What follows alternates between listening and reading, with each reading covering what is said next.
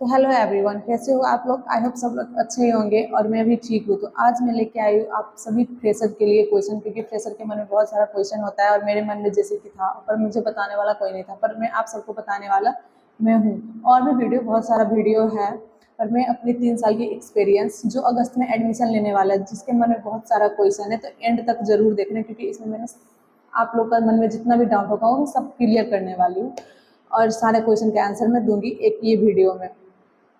तो hello everyone, welcome and welcome back to my channel. आज की वीडियो स्पेशली उन स्टूडेंट के लिए है जो इस साल हॉस्टल और कॉलेज ज्वाइन करने वाले हैं। मुझे इंस्टाग्राम और यूट्यूब कमेंट में बहुत सारे क्वेश्चन मिलते हैं, तो मैंने सोचा कि एक वीडियो सबके आंसर दे दूँ, एक ही वीडियो में सबका आंसर दे दूँ। तो सबसे पहले क्वेश्चन क्या है, नंबर 1 क्वेश्चन, हॉस्टल रूम कब अलॉट होता है। हॉस्टल रूम कब अलॉट होता है, जब हम यहाँ पर आते हैं, एडमिशन करवाते हैं, एडमिशन का सारा प्रोसेस होता है, एडमिन में जाके हमें रूम अलॉट कर देते हैं। वैसे कि जैसे कि हमारे हॉस्टल में गर्ल्स हॉस्टल, इंजीनियरिंग साइड 2, 3, 4 और एक 7 नंबर हॉस्टल है जो गर्ल्स साइड के, मतलब इंजीनियरिंग साइड का। एक हमारे मेडिकल साइड का हॉस्टल अलग है और इंजीनियरिंग साइड का हॉस्टल अलग है। तो इंजीनियरिंग साइड हॉस्टल में ये इतना हो गया, 2, 3, 4 और 7 इतने हॉस्टल है। तो सब हॉस्टल एक ही जैसा है, कोई खराब कोई अच्छा नहीं है, डिपेंड करता है उनका वार्डन कैसा है। वैसे तो सबका वार्डन बहुत अच्छा है, मैं स्पेशली हॉस्टल नंबर 2 में रहती हूँ, तो मुझे 2 का वार्डन बहुत ही अच्छा लगता है, बहुत ज़्यादा। अपनी मम्मी से ऐसे केयरिंग भी है, सब कुछ समझाने वाले भी है, अंडरस्टैंड करने वाले भी है, सब कुछ। अगर कुछ ऐसा पड़े तो मोटिवेट भी करती है, तो मेरे वार्डन बहुत ही अच्छा है। तो सबको ऐसा लगता है कि 2 नंबर हॉस्टल, क्योंकि 3 और 4 हॉस्टल जो है थोड़ा गेट के बाहर है और 2 नंबर हॉस्टल जो है जो गेट के अंदर है। तो सारा स्टूडेंट ये सोचते हैं कि मैं 2 नंबर हॉस्टल हूँ। पर पता है पहले तो ऐसे करता था कि मतलब सारे नेपाली बच्चों को भी 2 हॉस्टल देते थे, जो जब अलॉट कर दे और सीट अगर खाली है रूम में तो वो अलॉट कर देते थे। पर अभी मैं देख रही हूँ एक और हॉस्टल, 12 13 हॉस्टल जो है वो पहले बॉयज़ का हॉस्टल था, पर उसमें भी अब गर्ल्स, उसमें मेडिकल भी, मेडिकल वाले स्टूडेंट रहते हैं, और उसमें जो थोड़ा बहुत इंजीनियरिंग जो नेपाल से आते हैं, वो उसमें ज़्यादातर स्टूडेंट उसी में रखते हैं जो नेपाल से आते हैं। तो क्या हुआ था, मैं जब आई थी तब ऐसा कंपलसरी नहीं था कि 2 को नेपाली स्टूडेंट को इसमें रखना है, इंडियन को इसमें रखना है, बिहार के बच्चों को इसमें रखना है, ऐसा कुछ भी नहीं था। बट ये था कि 3 नंबर हॉस्टल में अगर आप बिहार से हो, 3 नंबर हॉस्टल में आपको बिहार से ज़्यादा मिल जाएगा, क्योंकि 3 नंबर हॉस्टल में ज़्यादा बिहार के लोग हैं, और भी लोग हैं पर ज़्यादा बिहार के। 4 में कंबाइन है, नेपाली भी है, बिहार का भी है, और इधर जो इंडिया से उनके वो भी है। और 2 नंबर हॉस्टल में भी वैसा ही है, बिहार से भी है, इंडिया से भी है, नेपाल से भी है, सब हर जगह से है। पर अभी नए रूल्स में क्या बना दिया है, सेकेंड थर्ड ईयर में जब मैं थी तब नेपाली स्टूडेंट को उधर 13 नंबर हॉस्टल में देते हैं, बिहार के जो लोग होते हैं उसको 3 नंबर हॉस्टल में देते हैं, और उसके बाद 4 नंबर हॉस्टल में शायद कंबाइन, अगर सीट खाली ना हो तो 4 नंबर हॉस्टल में रख देते हैं। पर जब सबसे ज़्यादा ऐसे बोलते हैं सीनियर लोग भी, वैसे तो सारा हॉस्टल सेफ होता है, पर 2 नंबर हॉस्टल ज़्यादा सेफ्टी के मामले में नंबर 1 में आता है, क्योंकि इसमें ये पूरा यूनिवर्सिटी के बीच में है, गेट के अंदर है, मेन गेट के अंदर है हॉस्टल। तो इसलिए ज़्यादातर सोचते हैं कि 2 नंबर हॉस्टल लो। तो आप मतलब उधर एडमिन जाओगे, अपना सारा एडमिशन का प्रोसेस करवाओगे, वहाँ से आपका हॉस्टल का एक रिसिप्ट आएगा, हॉस्टल अलॉट करता है। अगर आप पहले से किसी को जानते हो तो उसके थ्रू आप पहले वार्डन से बात कर लेना कि इसमें मुझे हॉस्टल में रखना है। और अगर नेपाल से हो तो उधर जो एक सर मिलेगा नेपाल के, जो सारे बच्चों को देखते हैं, वरुण सर और अंकुर सर, तो नेपाल के बच्चों को तो वही करते थे कि इतने नंबर हॉस्टल में जाओ, इतने नंबर। अगर आपको चूज करना है तो आप लोग चूज कर सकते हो, आप बोल देना कि नहीं मुझे ये हॉस्टल में जाना है, इस हॉस्टल में मुझे जानने वाला है। और नहीं तो आपको जो जो 13 नंबर, अभी तो नया में 13 नंबर हॉस्टल देते हैं, तो 13 में रहना होगा, तो उस तभी बोल देते हैं। और जो डे स्कॉलर है, जो इंडिया से ही है, आसपास से या तो कहीं से भी, जो इंडिया से, उनके लिए ये होता है कि अब ऑनलाइन सिस्टम कर दिया है। अभी तो नेपाल का भी कर दिया ऑनलाइन, पर नेपाल के बच्चों को इतना अभी मतलब पता नहीं होता, वो लोग डायरेक्ट कंसल्टेंसी से आते हैं, तो कंसल्टेंसी में पता नहीं अभी क्या रूल्स है। मेरे टाइम में ऐसा कुछ नहीं हुआ था, मैं तो जानती थी एक दीदी को, तो उसके थ्रू में आई थी। पर कंसल्टेंसी वाले अभी बताते या नहीं बताता मुझे नहीं पता। पर अभी ऑनलाइन कर दिया है, जो ऑनलाइन खाली होता है, जो रूम खाली है आप खुद से अलॉट करो, खुद से भरो, और वो आपको रूम अलॉट हो जाएगा। ठीक है। सेकेंड क्वेश्चन ये होता है, रूम शेयरिंग होता है या सिंगल होता है। आप कैसे, मतलब कैसे टाइप में रूम में रहना चाहते हो, वो आप पे डिपेंड करता है। सिंगल में रहना चाहते हो या डबल सीटर में रहना चाहते हो या तो ट्रिपल सीटर में रहना चाहते हो, वो आप पे डिपेंड करता है। पैसा भी उसी के अकॉर्डिंग है, डबल सीटर में, सिंगल सीटर में और ट्रिपल सीटर में, उसके अकॉर्डिंग है पैसा। अगर आप लोग नेपाल से हो तो नेपाल वाले को डबल सीटर ही मिलता है, क्योंकि नेपाल वाले के लिए कोई ये नहीं है सिंगल सीटर और थर्ड सीटर, डबल सीटर ही मिलेगा। और उसका प्राइस भी जो आप पैकेज में आओगे वो पैकेज सेम ही होगा। तो उसमें आप कोई कम और ज़्यादा नहीं करवा सकते। अगर आप कंसल्टेंसी से, तो उनको पता होगा आपका पैकेज कितना है। और हॉस्टल के रूम भी मतलब अपने अकॉर्डिंग वो अलॉट कर देंगे। अगर आपको थोड़ा ज़्यादा जानकार है कोई, तो उसके हेल्प से आपको बहुत ज़्यादा हेल्प मिलेगा। इसीलिए मैं बोलती हूँ अगर कोई जानकार है तो उससे बात करके आओ। उसके बाद वो हो गया, थ्री सीटर लेना चाहोगे या फिर अपने मतलब पैसे के अकॉर्डिंग आपको रूम मिल जाएगा। उसके बाद 3 नंबर क्वेश्चन में है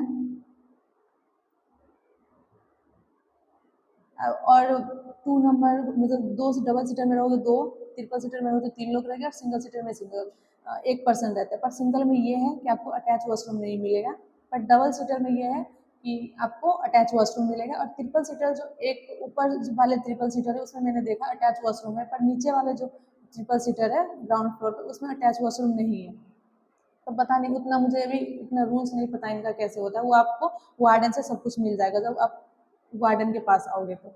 उसके बाद क्वेश्चन नंबर 3 में है हॉस्टल में क्या क्या फर्नीचर मिलता है। हॉस्टल में आपको मिलेगा कबर्ड, टेबल, चेयर और बेड, बस इतना ही मिलेगा, उससे ज़्यादा कुछ भी नहीं मिलेगा। और बाकी सब कुछ आपको लेके आना होगा या तो आप यहाँ से भी खरीद सकते हो। उसके बाद 4 नंबर क्वेश्चन में है मेस का फूड कैसा होता है। मेस का फूड स्टार्टिंग में जब आओगे अच्छा ही लगेगा आपको, क्योंकि आपका नया नया टेस्ट करोगे, नया नया, और फैमिली भी खाएंगे।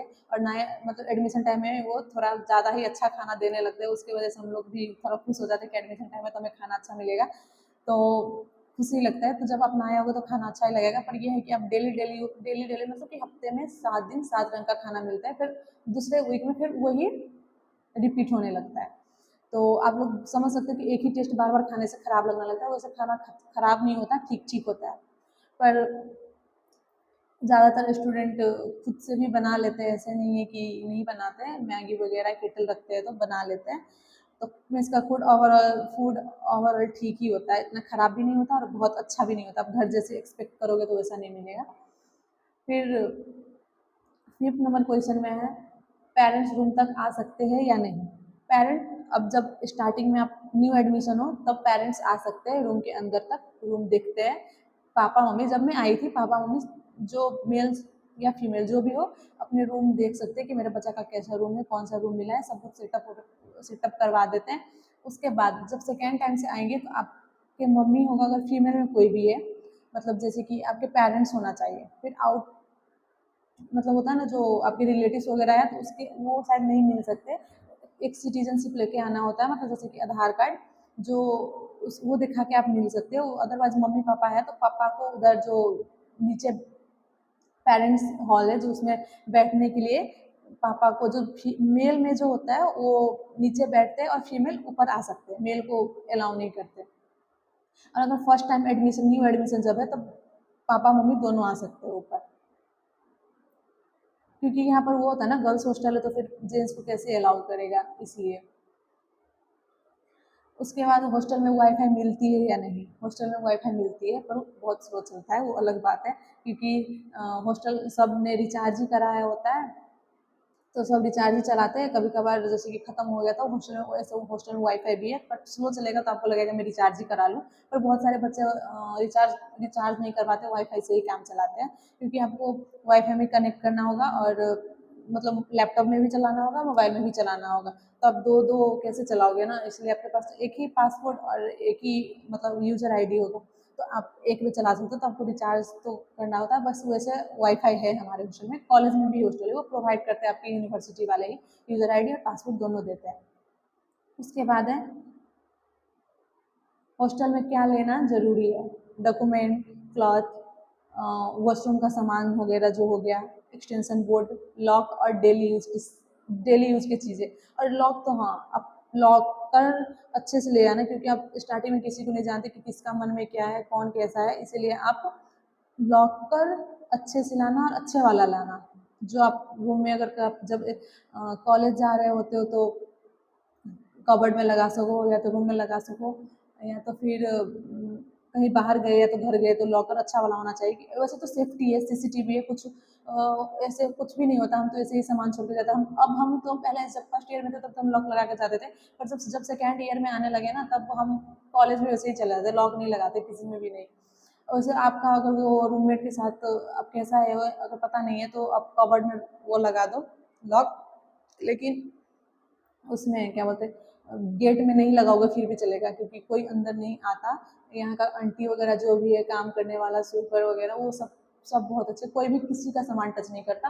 और सेफ्टी के मामले में भी बहुत अच्छा है, क्योंकि यहाँ पर अगर कोई सामान आपको देना भी है ना आंटी को, या तो कोई भी ऐसे उठा के नहीं ले जा सकते बाहर से, क्योंकि नीचे भी चेकिंग होता है और उसको रिसिप्ट बना के देना होता है कि ये मेरे रूम से इतने नंबर रूम से ये सामान लेके जा रहा है, फिर उनको पास करते हैं, नहीं तो वो नहीं ले जा सकते। तो इसलिए वो सामान वगैरह का टेंशन नहीं होता, सामान के मामले में बहुत अच्छा, सेफ्टी के मामले में बहुत अच्छा है, कुछ सामान चोरी वोरी नहीं होता। पर हाँ कभी कभार हो जाता है तो सीसीटीवी चेक करवा के, अगर आपको डेट पता है एग्जैक्ट तो आप सीसीटीवी चेक करवा के आप वो सामान आपको मिल जाएगा। अगर डेट नहीं याद है, क्योंकि ये ऐसा ना कि हम कभी सामान कहीं पर रख देते कहीं पर रख देते तो डेट नहीं याद होता एग्जैक्ट, तो हमारे वो सामान नहीं मिल पाता, वैसे तो सीसीटीवी है। उसके बाद जो है हमारा क्वेश्चन,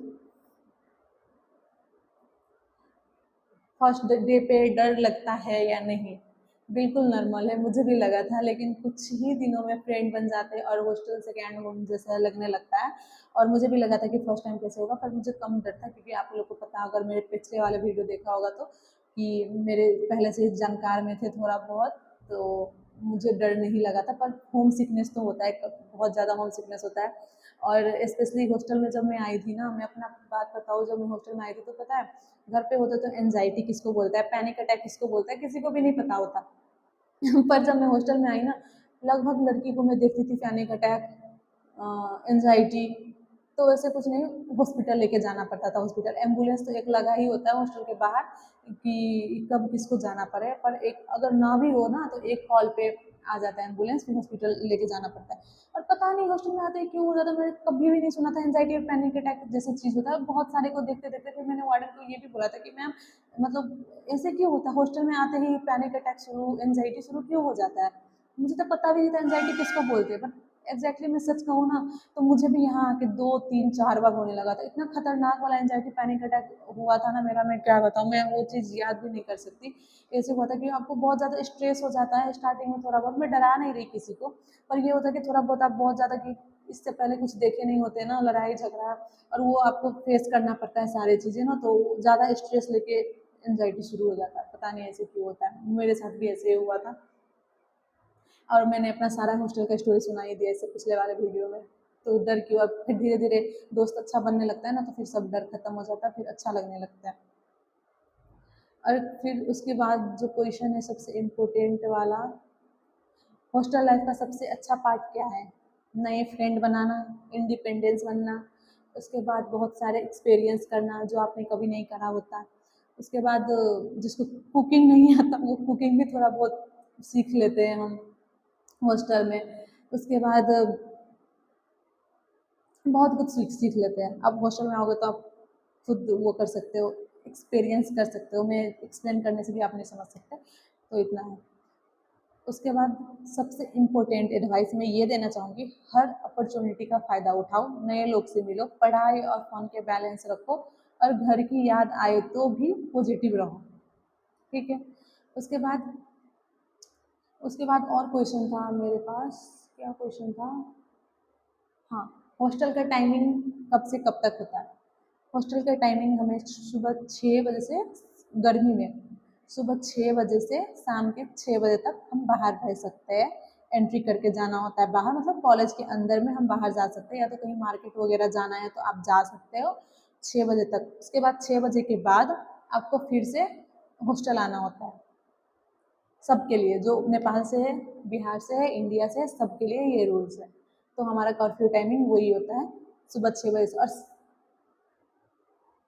सर्दियों में, सर्दी में 7 बजे से लेके शाम के 5 साढ़े 5 बजे तक, जैसे जैसे दिन छोटा होता है वैसे वैसे टाइम भी घटता रहता है, टाइम कम करते रहते हैं। उसके बाद वॉशिंग मशीन है या नहीं? हॉस्टल में वॉशिंग मशीन नहीं मिलेगा, आपको खुद ही करना होगा, जो करना होगा कपड़ा वपड़ा सबको खुद ही धोना होता है। यहाँ पर तो मैंने देखा जो पास के स्टूडेंट है ना, वो घर पे लेके जाता है, एक हफ्ते हर एक हफ्ते घर चले जाते हैं, हर एक हफ्ते घर पे कपड़े लेके जाते हैं, धो के फिर से लेके आ जाता है। पर हमारे पास तो कोई ऑप्शन नहीं है, तो हमें खुद ही धोना होता है। और एक चीज़ और क्या था, हाँ, हॉस्टल के रूम की साफ सफाई के बारे में। हॉस्टल में अगर सफाई करवाना है, वॉशरूम सफा करवाना है, तो आप स्वीपर को बोल सकते हो, हफ्ते में 2 बार आता है आपके रूम सफा करने के लिए, आप करवा सकते हो। पर पता है ऐसा होता है कि आप कॉलेज में होते हो, वो सफा करने आता है, आपको मिलता नहीं, तो आप बोलोगे क्या वेट करना, मैं खुद ही कर लूँ इससे अच्छा। तो बहुत सारी लड़कियां करवाते भी है, बहुत सारे लड़की खुद भी कर लेते हो, जैसे कि मैं वेट नहीं कर सकती, मैं खुद ही कर लेती हूँ। वैसे हॉस्टल वाले ने प्रोवाइड मतलब ये करा है कि हाँ, आता है सफा करने के लिए। हॉस्टल में इंडक्शन अलाउ है या नहीं?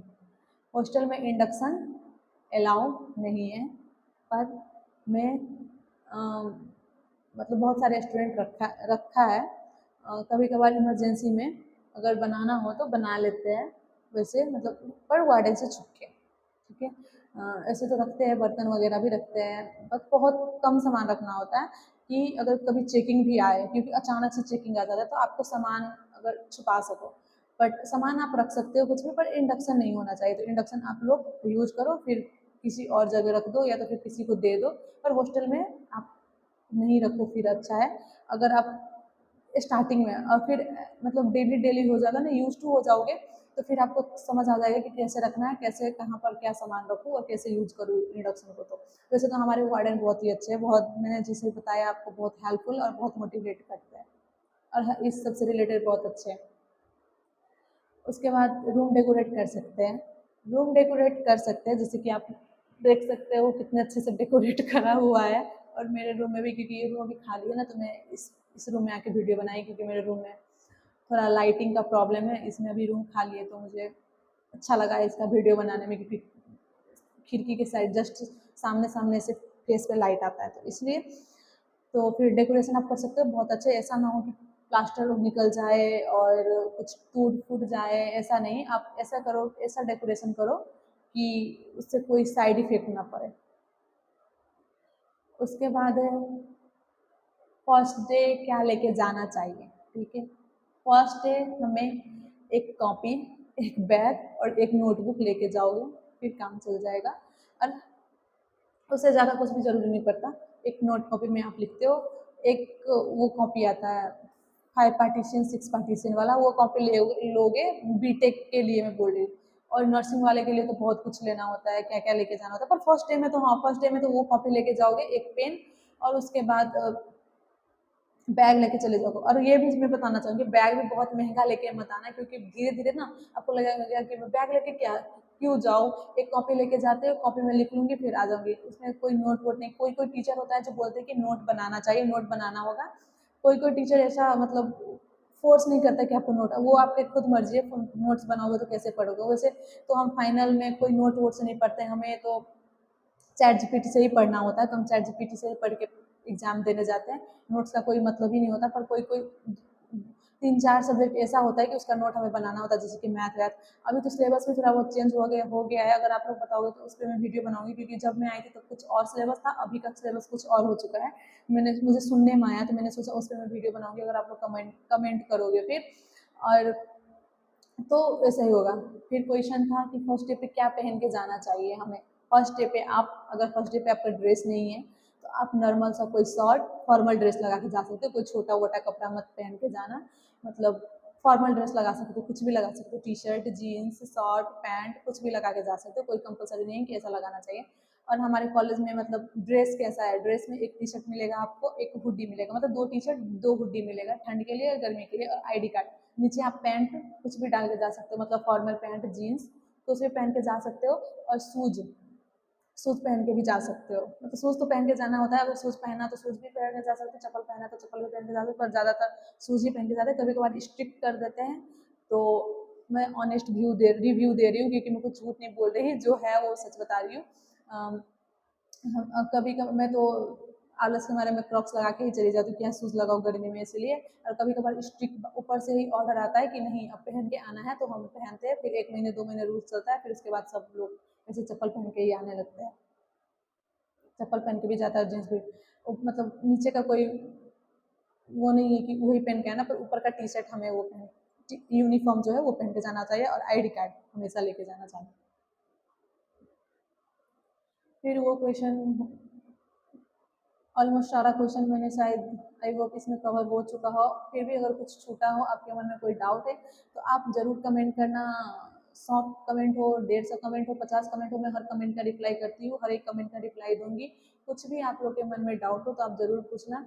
यही थे कुछ कॉमन क्वेश्चन। अगर आपका कोई और क्वेश्चन है तो कमेंट में ज़रूर पूछना, मैं रिप्लाई करने की पूरी कोशिश करूँगी। कोशिश नहीं, मैं 100% रिप्लाई करूँगी।